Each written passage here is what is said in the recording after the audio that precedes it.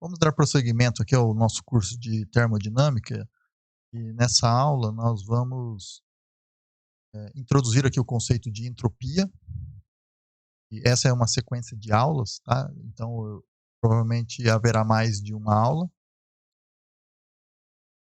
Então vamos introduzir aqui a entropia e finalizar o curso. Esse é o último tópico do nosso curso.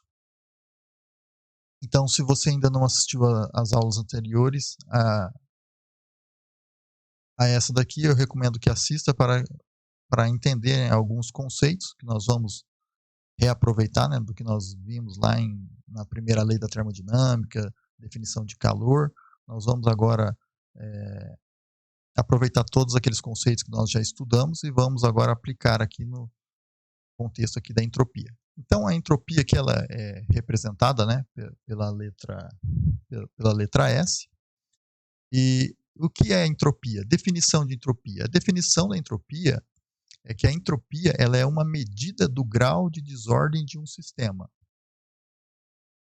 Então,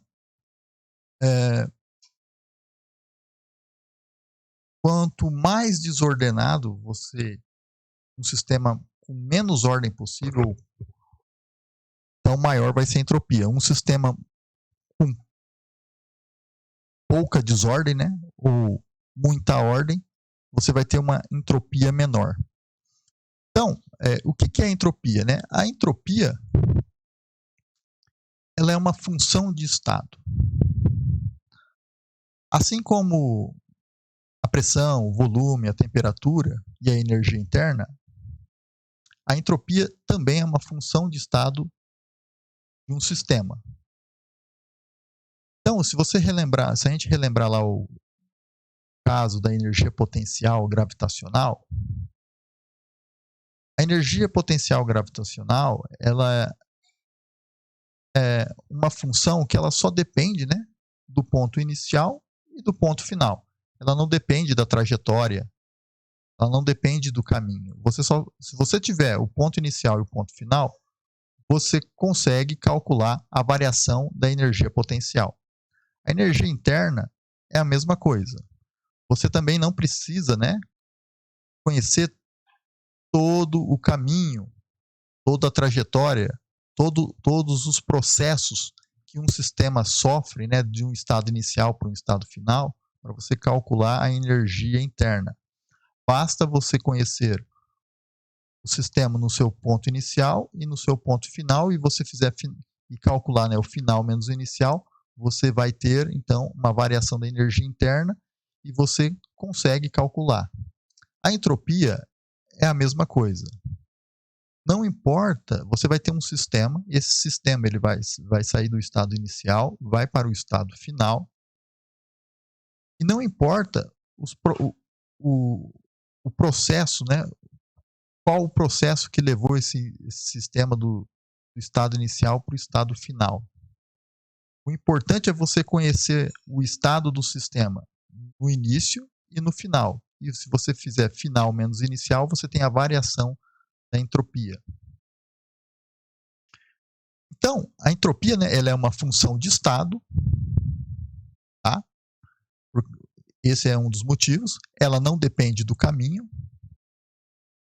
E nós sempre estamos preocupados com a variação da entropia. Então, aqui eu coloquei, né, ela é uma função de estado, não depende do caminho, e a gente está preocupado com a variação da entropia. Se você tiver, então, um sistema com muita ordem, ou seja, pouca desordem, então você tem uma baixa entropia. Se você tiver um sistema com pouca ordem e muita desordem, né, que pouca ordem é equivalente a muita desordem, né? Então, você tem aqui um sistema com uma alta entropia. Bom, a definição matemática de entropia, como eu já deixei aqui, né? Então, a definição matemática é o seguinte: a variação da entropia de um sistema, né? Aqui a variação da entropia de um sistema, quando ele passa de um estado inicial para um estado final, ele é definido como a variação da entropia, então ele vai ser a diferencial, né, inexata de um calor reversível, esse ReV aqui é de reversível, dividido pela temperatura. Então, essa razão um calor infinitesimal dividido pela temperatura, essa razão é matematicamente, né, a definição de, de entropia. Como a gente está pegando aqui um calor infinitesimal, então aqui nós vamos ter também uma variação de entropia infinitesimal. Então essa é a definição da variação da entropia. Esse dQRev aqui, né, é o calor, né, nesse caso aqui é o calor que é absorvido pelo sistema em um processo reversível. Eu vou mais para frente aqui nessa aula, eu vou descrever o que é um processo reversível, né? Um processo reversível é um processo que ele ocorre, né, quase estaticamente. É um processo quase estático, é um processo que ocorre lentamente. Eu vou falar mais sobre isso na próxima videoaula. Então, aqui você tem aqui a variação da entropia, e aqui já tem a unidade, né? Essa unidade, né, o calor é medido em Joule, e a temperatura ela é medida em Kelvin. Então, a unidade da entropia é Joule por Kelvin. Então, nesse caso aqui, se você tiver também aqui um dQ, né? Se o seu sistema estiver ganhando calor, então o dQ, se estiver entrando calor no sistema, o seu dQ ele é positivo. E a variação da entropia, então, nesse caso aqui, a variação da entropia está aumentando. Se o dQ for negativo, significa que a variação da entropia... se o dQ é negativo, significa que o sistema está perdendo calor, está saindo calor do sistema. O dQ, então, vai ser negativo e a variação da entropia vai diminuir, né? Você vai ter uma variação de entropia negativa. Você pode ter uma variação de entropia negativa. Não necessariamente vai ser negativa, mas pode ser. E se ela for negativa, significa que a entropia do universo, né, está aumentando, porque se a variação da entropia do sistema diminui, a variação de entropia do universo ela está aumentando. Bom, então se sai calor, você tem a variação da entropia diminui. Se entra calor no sistema, a variação do calor, a variação de entropia, né, ela aumenta. Então, como a entropia é uma função de estado, a variação de entropia quando o sistema se move de um estado inicial para um estado final vai depender apenas do ponto inicial e do ponto final do sistema, e não do processo que aquele sistema sofreu, né, para sair do ponto inicial até o ponto final. Então, aqui eu desenhei aqui, tem um gráfico aqui, né, da variação da entropia. Então aqui eu fiz aqui um gráfico de pressão por volume, e aqui é o meu ponto inicial, né? No ponto PI, VI, eu tenho meu ponto inicial, e o meu ponto final é o ponto VF, PF.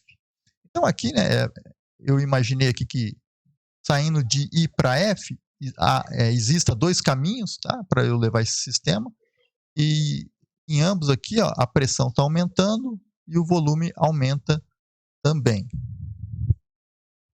Então, se a gente tiver um sistema aqui percorrendo o caminho 1 e o caminho 2, vamos calcular aqui a variação da entropia para ver o que acontece quando eu calculo a entropia do caminho 1 e eu calculo aqui a entropia do caminho 2. Então, eu vou considerar também esse processo sendo um processo reversível, tá? Sempre vai ser um processo reversível. Por isso que tem esse R aqui. Eu coloquei com R para abreviar, é um processo reversível. Então, porque se esse processo não for reversível, eu não consigo desenhar essa trajetória. O processo irreversível, eu tenho o ponto inicial, eu tenho o ponto final, mas eu não tenho essa trajetória, porque eu não sei, eu não consigo descrever como que o sistema percorreu do ponto I até o ponto F. Como o processo ele é reversível, eu consigo descrever, né, aqui como esse processo ocorreu do ponto I até o ponto do ponto I aqui até o ponto F. Então aqui no meu estado inicial eu tenho pressão inicial, volume inicial. No meu ponto final aqui eu tenho pressão final e volume final. Então, vamos considerar. Então, seja aqui, vamos considerar que o I, né, é o estado inicial e o F é o estado final. E ambos aqui, né, o I e o F, eles são dois estados, né, de equilíbrio termodinâmico.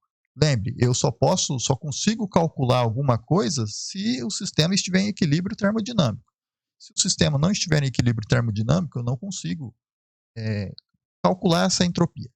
Então, em geral, a gente pode passar, né, de I para F por diferentes caminhos, né, diferentes processos. Eu posso quais são esses processos? Eu posso ter processo adiabático, isotérmico, isobárico, isocórico. Eu posso combinar esses processos, né, fazer uma combinação desses processos e levar o meu sistema de I para F por diferentes caminhos. Se você não assistiu a primeira lei da termodinâmica, eu recomendo que assista e veja lá a aula de trabalho, né, que eu falo mais detalhadamente com isso e explico melhor. Aqui nós só vamos aproveitar o que nós já vimos lá na primeira lei da termodinâmica. Então vamos supor que esses caminhos são reversíveis, ou seja, eu consigo ir de I para F e voltar de F para I. Tudo ocorreu lentamente, quase estaticamente. Bom, então aqui eu posso escrever, né, essa equação, as equações, né, aqui. Então o que eu tenho aqui? Então, aqui eu tenho que a entropia do caminho 1, eu vou percorrer aqui o caminho 1. Percorrer aqui o caminho 1 significa, então. Então, aqui, ó, eu estou indo de I para F, a minha integral, eu vou calcular aqui a integral, né? Definição de entropia, vou aplicar o dq, que esse R é de reversível, dividido pela temperatura. Então, aqui está tendo uma troca de calor infinitesimal, tá? Ao longo desse caminho, o sistema está trocando calor de forma infinitesimal. Se eu somar essa integral mais a integral do caminho 2 de F para I, é esse aqui, né? Se eu somar essas duas integrais, isso aqui é zero. Mas quem que é a integral de F para I? Que é a integral aqui de F para I? A integral de F para I do caminho 2, ela é menos a integral de 1, quer dizer, ela é menos a integral do caminho 2 de F para I, ela é menos a integral de I para F do caminho 2. Então, se eu substituir isso daqui aqui, o que eu vou chegar? Eu chego na seguinte conclusão.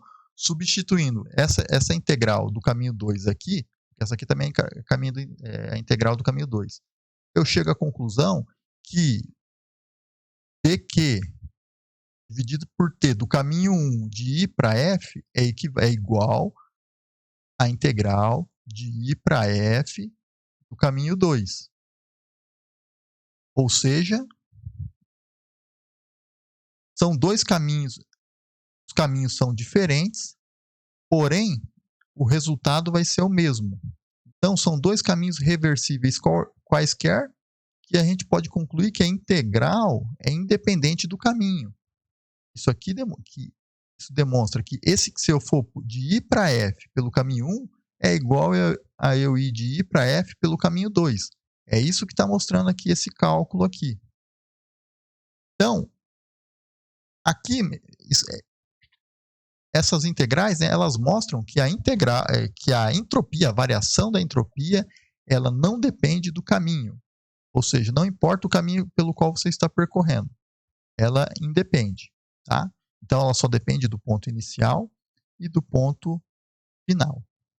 Eu já falei aqui, né, que em MKS, né, a unidade aqui é o Joule por Kelvin. Bom, a gente também pode aqui... vamos aqui agora, só para finalizar aqui, depois eu vou partir para um exemplo. Na verdade, eu vou fazer aqui esse exemplo teórico agora. Então, vamos considerar aqui, né? Aqui é um exemplo de entropia, né? Então, aqui, ó, eu falei lá em cima, logo no início da aula, que a entropia ela está associada com a desordem do sistema. Então, um sistema que tem muita ordem falei que possui uma entropia baixa. Bom, e um sistema que tem pouca ordem ou muita desordem, né? Tem pouca ordem, tem muita desordem, então ele possui uma entropia alta. Então esse daqui é um bom exemplo, porque aqui, ó, eu tenho aqui, ó, vamos considerar aqui essa sala e no interior da sala eu tenho aqui um vidro de perfume e a sala ela está cheia de ar, aqui essa sala está cheia com ar. Então isso significa que as moléculas do vidro de perfume elas estão presas aqui dentro do vidro, né? E não estão na sala. Essa sala aqui. Então, as moléculas elas estão muito bem definidas aqui dentro desse vidro. Então, elas estão, né, as moléculas de perfume, elas estão limitadas no espaço em um estado mais ordenado. Então, isso aqui tem uma certa ordem, né? Aqui você vê, você tem aqui um vidro com moléculas de perfume, aqui você tem uma sala sem essas moléculas de perfume, apenas com ar. Muito bem. Então, isso aqui está muito bem definido. Agora, eu retiro aqui a tampa do meu vidro de perfume. Eu retiro a tampa do vidro de perfume. Então, a tampa é removida. E as moléculas agora, que inicialmente elas estavam aqui contidas na região do espaço, e nessa região muito pequena, né, do espaço, elas vão começar agora a ocupar toda a região maior, né, que é essa região da sala aqui. E essas moléculas elas começam a sair do vidro. Conforme o tempo passa, essas moléculas continuam saindo. Nesse caso, a desordem do sistema está aumentando ou está diminuindo? Está aumentando, né? A desordem do sistema está aumentando, porque as moléculas estão, antes elas estavam limitadas, né? Aqui dentro desse vidro, agora elas elas têm todo esse espaço aqui para se locomover, né? Então, esse é um caso, né, em que a desordem aqui, né, ela está sendo instituída, né? Então, antes era fácil, né, eu identificar aqui duas regiões, né, do espaço que existia uma certa ordem. Uma que tem as moléculas de perfume e a outra que não tem, né? Agora, aqui tudo se misturou, né? As moléculas de perfume se misturou com as moléculas de ar, então aqui possui muito mais desordem do que aqui. Ou seja, aonde que a entropia nesse sistema aumentou ou diminuiu? Aumentou, né? Porque aqui, no meu estado final, a entropia é maior do que no meu estado inicial. Então, a desordem aumentou e isso, né? E com o aumento dessa desordem, né, aumentou aqui a liberdade dessas moléculas de perfume se deslocar, né? Porque antes elas só podiam se deslocar dentro desse vidro de perfume. Bom, associado, né, com o estabelecimento da desordem, o que mais que aconteceu? Ocorreu aqui uma situação de irreversibilidade, né, que é chamado aqui de processo irreversível. Porque veja só, as moléculas estavam aqui presas aqui dentro, eu abri o vidro, elas começaram a sair. Será que se eu esperar tempo suficiente, essas moléculas vão entrar novamente dentro desse vidro de perfume e vão ficar todas contidas dentro dele, como eu tinha na situação inicial? É difícil, né? Não é impossível isso acontecer, mas é muito improvável. A probabilidade disso acontecer, ela é muito pequena. Então, se a gente imaginar o processo contrário, qual é o processo contrário? Agora, o processo contrário são as moléculas de perfume, elas começar a entrar dentro do vidro, de tal forma que todas elas fiquem dentro do vidro como eu tinha no meu caso, no meu estado inicial. A gente vê as moléculas se espalhando e agora, será que a gente consegue ver elas entrando aqui dentro? Difícil. Provavelmente não. Não é impossível, mas é improvável. Tá? Isso é muito difícil de acontecer, não é impossível, porém é improvável. Bom, Então, agora,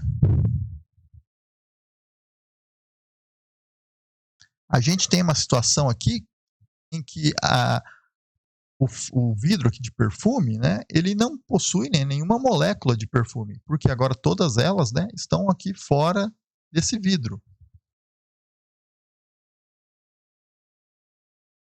Então não importa aqui quanto tempo a gente fica esperando, dificilmente, né, essas moléculas vão voltar aqui para dentro.